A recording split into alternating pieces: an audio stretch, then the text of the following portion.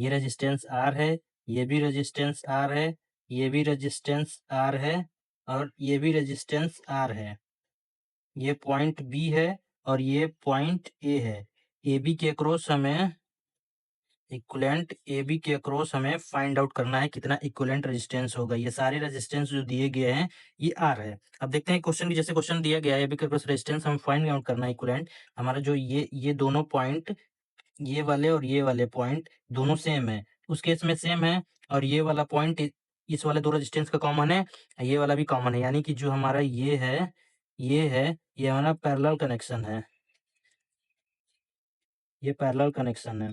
Parallel connection में क्या होता है, पैरेलल कनेक्शन में जब इक्विवेलेंट फाइंड आउट करते हैं तो हमें आता है R1 into R1 into R2 upon R1 plus R2 होता है, ठीक। तो उस केस में इन दोनों का इक्विवेलेंट मैंने बनेगा R into R plus R equal to R square upon 2R equal to R/2।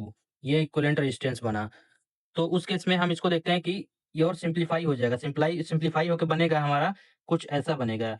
ये बनेगा, ये R रेजिस्टेंस रहेगा और ये R/2 रेजिस्टेंस हो जाएगा, ये R रहेगा और ये हमारा एक और नीचे पैरेलल में लगा रहेगा दोनों को, ये R रहेगा। ये R/2 है, ये R है, ये R है। ये पॉइंट B हो जाएगा, ये पॉइंट A हो जाएगा। अब ये दिखाई दे रहा है कि ये दोनों जो है, ये दोनों सीरीज में है और ये पैरेलल में है। तो उस केस में हमारा सिंप्लीफाई होके बनेगा, हमारा ये सर्किट ये ऊपर हो जाएगा R और R/2, ये 3R/2 हो जाएगा और नीचे ये R रहेगा और इधर पॉइंट B है और ये पॉइंट A है। अब ये उस केस में देखते हैं, यहाँ पे देख रहे हैं कि ये और ये भी पैरेलल कनेक्शन है। ये पैरेलल कनेक्शन है। जब ये पैरेलल कनेक्शन है, उस केस में भी ये फ़ॉर्मूला लगेगा ये वाला। तो उस केस में ये हो जाएगा 3R/2 into R upon 3R/2 plus R। ये हो जाएगा इधर 3R इंटू R अपॉन 2, फिर अपॉन में 2 multiply by R plus 3R, ये 5R अपॉन 2, ठीक। अब उस केस में फिर ये 2 कैंसिल आउट हो जाएगा।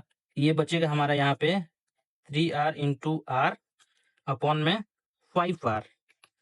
ये R से R कैंसिल आउट हो जाएगा, ये हमारा बचेगा 3R अपॉन 5।